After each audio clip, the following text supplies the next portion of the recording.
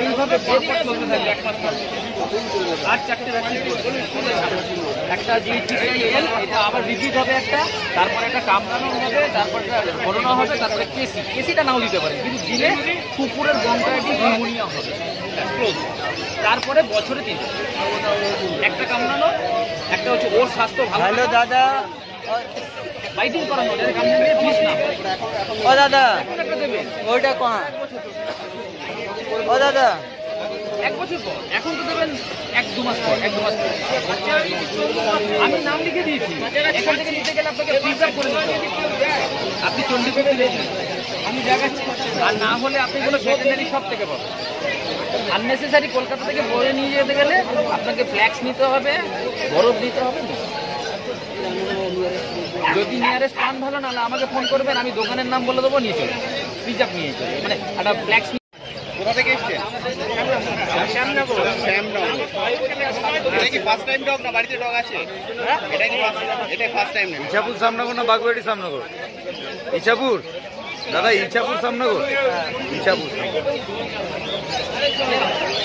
আপনার কি ল্যাবই ফাইনাল করে এসেছিলেন বাড়ি থেকে, যে ল্যাবই নেবেন? আচ্ছা, ল্যাব না হলে জিএসডি।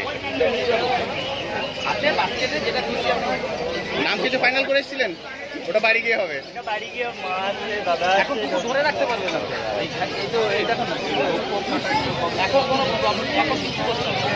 রাজদা ফাইনাল বাড়িতে নিয়ে গিয়ে শুধু নর্মাল খাওয়া দাওয়া ছাড়া কিছু করবেন। 1.5 লাখ বেস্ট। রাজদা বলো ফাইনাল প্রাইস। আর বলে লাভ নেই, বলা যাবে না। একটুখানি বলো, ইঞ্চ দাও।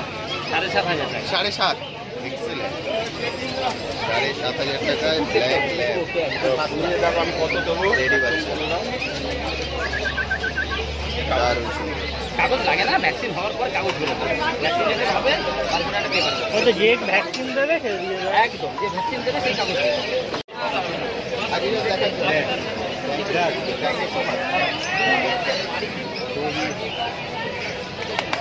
চলো। আমার তো ভালো লেগেছে।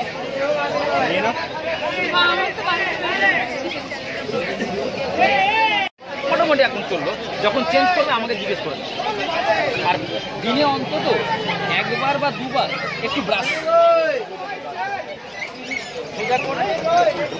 একটু লোম আছে স্পঞ্জ করানো যেতে পারে, কিন্তু এর নেসেসারি নেই, বিকজ ওয়েদারটা ভালো না, ঠান্ডা গরম চলছে। আর এখন আপাতত কিসে রাখবো?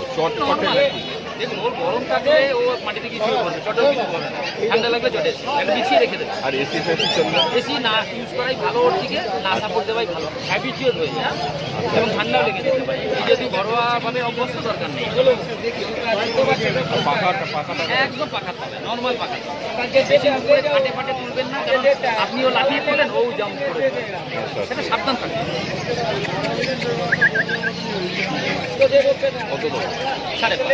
আমি দাম একদম মানে আমাকে একটা সেরেলাক দিল। সেরেলাক আছে? কি দরকার আছে? কিনে নিতে হবে, কত নাম্বার? প্রথমটা গমের 200 টাকার মতো দাম। কত গ্রাম করে?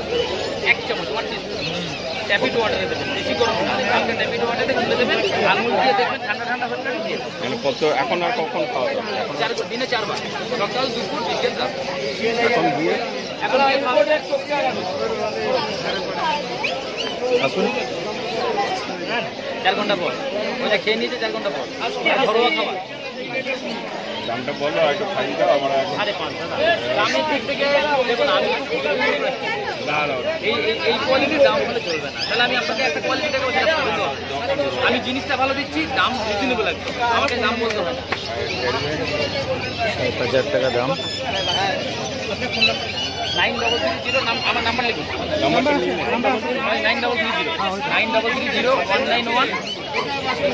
9330 হ্যাঁ, আমাকে ইয়ে বলে লিখে পাঠান, হাই বলে বা ল্যাব বলে লিখে পাঠান, যেন আমি কিছু সাপোর্টিং মেডিসিন বলে দেবো, লিখে পাঠাও।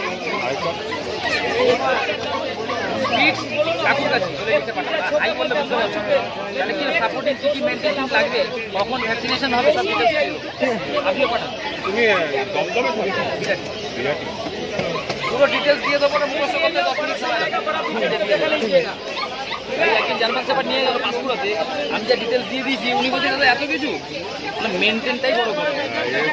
এই আমি যে শিডিউল দিয়েছি দাদা দেখুন, এই ভদ্রলোক নিয়ে গেল শিডিউল দেখুন। আচ্ছা এরকম করে আমি দিই প্রথমে কুকুরের লিভারের ওষুধ, হজমের ওষুধ, মানে এক একটা কুকুরের এক এক রকম ভিটামিন এবং ছবি তুলে পাঠিয়ে দিই যাতে এই ওষুধই হয়। দোকানে গিয়ে বললে না দিল ওরা, যাতে না হয়, কনফিউশন থাকবে না। এবং কতখানি ডোজ দিয়েছি যে 10 ড্রপ করে দিনে একবার আফটার মিল। তারপরে দেখুন লেখা আছে এটা ডিজিটল মানে হজমের ওষুধ 15 ফোঁটা করে ওষুধ দিয়ে এই হচ্ছে বয়স কত, মিল ওষুধ কি, ভ্যাকসিনেশন কোনটা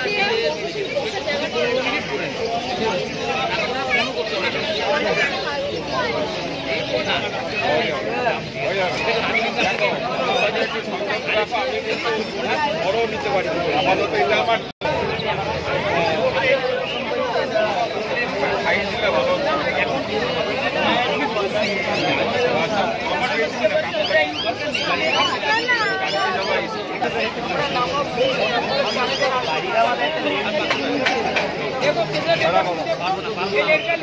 আমি একদম রিজনেবল বলেছি, রাখো না, নাহলে আমি দিয়ে দেবো। তোমার অসুবিধা হলে লস হলে আমি তোমার অ্যাকাউন্টে পাঠিয়ে দেবো। মানে আমি একদম আমি বলছি তো যদি তোমার ওরকম মনে হয়